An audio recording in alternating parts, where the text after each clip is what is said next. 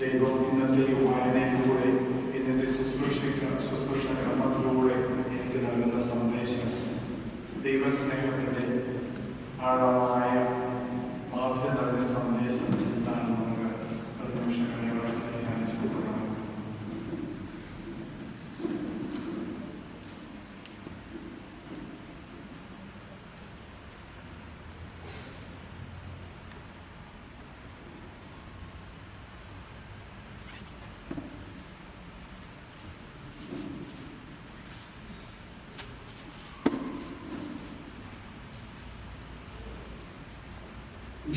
സ്നേഹം പറഞ്ഞ പ്രിയപ്പെട്ട വൈദികരെ, മാതാപിതാക്കന്മാരെ, സഹോദരി സഹോദരന്മാരെ, ഇന്ന് ഈ പുണ്യഭൂമിയിൽ ഈ മനോഹരമായ ദേവാലയത്തിൽ യേശുനാഥൻ ബന്ധം ചെന്തിയ ഈ ഗസ്നത്തോളത്തിലെ പുണ്യസ്ഥലത്തിന് ചുറ്റും നാം ഒന്നിച്ചിരുന്ന് ദൈവവചനം കേട്ട് ധ്യാനിക്കുകയാണ്, ശുശ്രൂഷ കർമ്മത്തിൽ പങ്കുചേരുകയാണ്.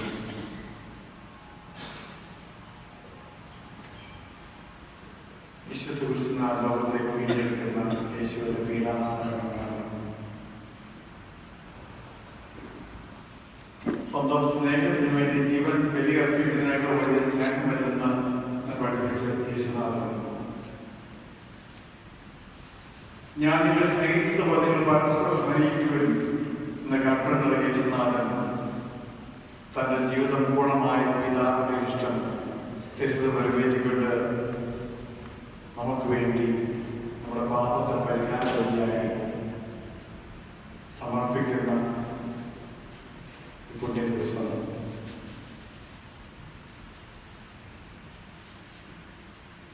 യേശുവിന്റെ പീഡാസനത്തെ ധ്യാനിക്കുമ്പോൾ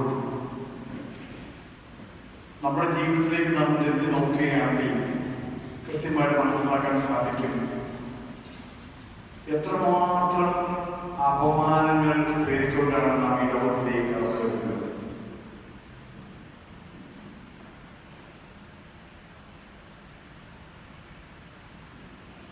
നിഷ്കളങ്കമായ ഒരു ജീവിതം ജീവിക്കാൻ ആഗ്രഹിച്ചുകൊണ്ട് ഈ ലോകത്തിലേക്ക് കടന്നു വീഴുമ്പോൾ ചെയ്തു പോയ തെറ്റുകൾക്കും അല്ലെങ്കിൽ ചെയ്യാത്ത തെറ്റിനും കുറ്റക്കാരിയായി വിധിക്കപ്പെട്ട് ശപിക്കപ്പെട്ട് പലപ്പോഴും ഇരയായി ജീവിക്കുന്ന സാഹചര്യം, എന്നെ മനസ്സിലാക്കാൻ ആരുമില്ല, എന്നെ രക്ഷിക്കാൻ ആരുമില്ല, എന്റെ മനോവേദന മനസ്സിലാക്കുവാൻ ഏറ്റെടുക്കാൻ ആരുമില്ല എന്ന് നാം ക്ലേശിക്കുമ്പോൾ ഇവിടെ ദൈവം തന്റെ സ്നേഹത്തിന്റെ പരിശുദ്ധമായ പാവനമായ സ്നേഹത്തിന്റെ ബലിയർപ്പണമായി പങ്കുവയ്ക്കുകയാണ്. സ്വന്തം പുത്രനെ നൽകുവാൻ തക്കവണ്ണം നമ്മെ സ്നേഹിക്കുന്ന പിതാവായ ദൈവം സ്നേഹിക്കുന്നുവെന്ന് പറയുക മാത്രമല്ല, സ്വന്തം പുത്രനെ ബലിയർപ്പിച്ചുകൊണ്ട് പീഡകൾ സഹിച്ചത് മരണം വരെ പീഡകൾ സഹിച്ച് നമുക്ക് വേണ്ടി രക്ഷ നേടിത്തരികയാണ്. നാം വായന കേട്ടു, ഇവരെ ക്രൂശിൽ തറയ്ക്കുക, ബറാബാസിനെ വിട്ടുകൊടുക്കുക, ഇതൊരു അവകാശവാദം നയിക്കുന്നു. ഇവരെ ക്രൂശിൽ തറയ്ക്കുക. എന്തിനാണ്? ഒരു കുറ്റം ഇല്ലാത്ത ദൈവപുത്രനായ മനുഷ്യപുത്രനായ ഈശോയെ ക്രൂശിൽ തറയ്ക്കാൻ ആവശ്യപ്പെടുന്നു. പ്രിയപ്പെട്ട യേശുവിന്റെ പീഡാസഹനം ഞാൻ ധ്യാനിക്കുമ്പോൾ നമുക്ക് മനസ്സിലാക്കാൻ സാധിക്കും, മനുഷ്യകുലത്തിന്റെ പാപപരിഹാരത്തിനായിട്ട് ഓരോ ദൈവമക്കളും അനുഭവിക്കുന്ന വേദനകൾക്ക് പരിഹാരമായിട്ട് ഒരു ഉത്തരമായിട്ട് യേശുനാഥന്റെ പീഡാസഹനം മരണം നമുക്ക് കണ്ടെത്താൻ സാധിക്കും.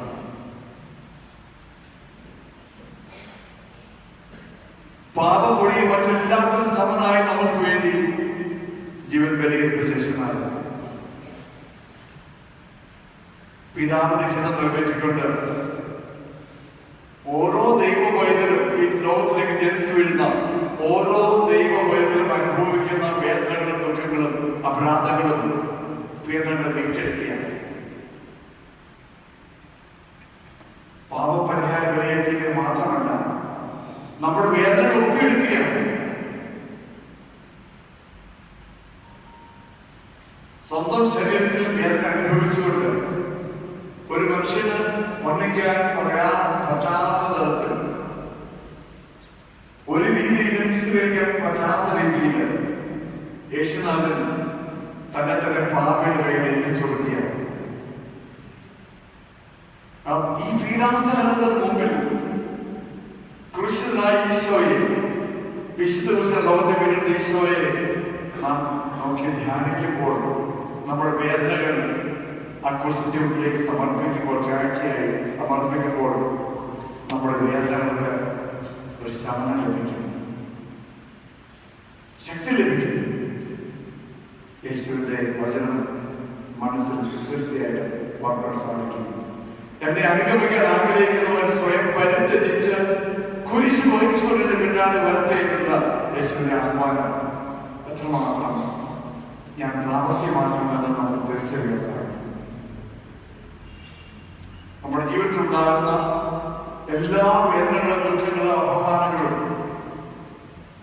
യേശുവിന്റെ പീഡാസഹനത്തോട്, ബലിയർപ്പണത്തോട് ചേർത്ത് വെച്ചുകൊണ്ട് നാം സമർപ്പിക്കുമ്പോൾ, ധ്യാനിക്കുമ്പോൾ, ജീവിതം ദൈവത്തിനായി സമർപ്പിക്കുമ്പോൾ, പ്രിയപ്പെട്ടവരെ, നമുക്ക് ശക്തി ലഭിക്കും.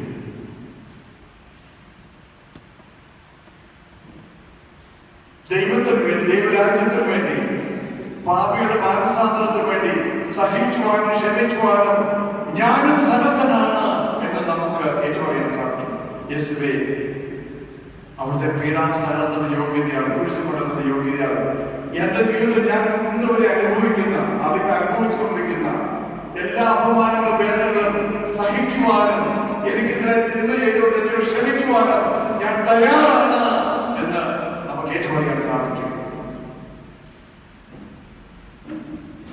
ക്രൂശി തറക്കിയ എന്നുള്ള ആവശ്യം അവിടെ ഉപേക്ഷിച്ചുകൊണ്ട് എനിക്കെതിരായി തെറ്റ് ചെയ്തവരുടെ തെറ്റുകൾ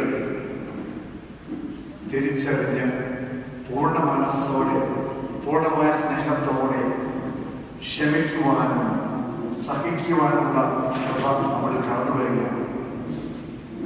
ഇതാണ് പ്രിയപ്പെട്ടവരെ വിശുദ്ധ ക്രിസ്തുവിന്റെ ലോകത്തെ വീണ്ടെടുക്കുന്ന യേശുവിന്റെ പീഡാസഹനമാണ് ധ്യാനിക്കാൻ നമുക്ക് ലഭിക്കുന്ന കൃപ. ഇതാണ് യേശു ക്രിസ്തുവിന്റെ കൃപ. പിതാവിന്റെ സ്നേഹവും പുത്രന്റെ കൃപ പരിശുദ്ധാത്മയുടെ അഭിഷേകത്തിലൂടെ നമുക്ക് ലഭിക്കുക. ഇന്നത്തെ ശുശ്രൂഷകൾ പങ്കെടുത്തുകൊണ്ട് കുരിശിന്റെ വഴിയെ നാം ധ്യാനിക്കുമ്പോൾ പ്രിയപ്പെട്ടവരെ, നമുക്ക് വലിയ ഉൾക്കാഴ്ച ലഭിക്കുക. ഇനി ഞാൻ കുറ്റം പറയുവാനോ കുറ്റം വിധിക്കുവാനോ എന്റെ നാമം ഞാൻ ഉപയോഗിക്കുകയില്ല. മറ്റുള്ളവരുടെ തെറ്റുകൾ ക്ഷമിക്കുവാനും ഞാൻ നിന്റെ തെറ്റുകൾ ക്ഷമിക്കുന്നു എന്ന് പറയുവാനും ഞാൻ നിന്നെ വിധിക്കുന്നില്ല എന്ന് പറയുവാനും നമുക്ക് ശക്തി ലഭിക്കും. അങ്ങനെ പുതിയൊരു കാഴ്ചപ്പാടിലൂടെ മറ്റുള്ളവരെ കുറ്റക്കാരനായി വിധിച്ച് മരണത്തിന് ഇരയാക്കുന്ന ലോകത്തിലെ മനോഭാവത്തെ വിട്ടുപേക്ഷിച്ചുകൊണ്ട്, പാടെ തള്ളി പറഞ്ഞുകൊണ്ട് ഒരു പുതിയ മനോഭാവം, ഞാനും നിന്നെ വിധിക്കുന്നില്ല, പാപം ചെയ്യരുതെന്ന് വ്യഭിചാരം പിടിക്കപ്പെട്ട സ്ത്രീയുടെ യേശു പറഞ്ഞതുപോലെ നമുക്ക് പറയാൻ സാധിക്കും. ഞാൻ നിന്നെ വിധിക്കുന്നില്ല, പാപം ചെയ്യരുത് എന്ന് സ്നേഹത്തോടെ നമുക്ക് തന്നോട് പറയാൻ സാധിക്കും. പ്രിയപ്പെട്ടവരെ, നമ്മുടെ ജീവിതത്തിൽ ഇന്ന് വരെ അനുഭവിച്ച ആന്തരിക മുറിവുകളെ എല്ലാം ഈ ഗസമത്തോടെ നമ്മൾ സമർപ്പിക്കും. നോക്കിയാൽ കാണാൻ സാധിക്കും, രക്തത്തൊഴികളുടെ സമാന പ്രതീകമായിട്ട് റോസാപ്പൂവിന്റെ എതിരുകളെ കൊണ്ട് ചിതറിക്കുകയാണ്. അതുപോലെ നമ്മുടെ ജീവിതത്തിൽ നാം അനുഭവിച്ച എല്ലാ വേദനകളും നമുക്കും ഇവിടെ ഈ ഗസമൻ തോട്ടത്തിൽ ഇതിന്റെ ശുശ്രൂഷകൾ നമുക്ക് സമർപ്പിക്കാം. അതെല്ലാം റോസാപ്പൂവിൽ നിന്ന് ഇതളുകൾ കൊഴിഞ്ഞു വീഴുന്നത് പോലെ എല്ലാം നമ്മുടെ മനസ്സിൽ നിന്നും ശരീരത്തിൽ നിന്നും രോഗമായി, വേദനയായി, പീഡാസഹനമായി നമ്മൾ അനുഭവിക്കുന്ന എല്ലാ പരാതികളും, ദുഃഖങ്ങളും, വേദനകളും എല്ലാം ഒരു റോസാപ്പൂവിൽ നിന്ന് എപ്രകാരമാണ് ഇതളുകൾ നിലത്തേക്ക് കൊഴിഞ്ഞു വീഴുന്നത് അതുപോലെ ഇവിടെ കൊഴിഞ്ഞു വീണിട്ട്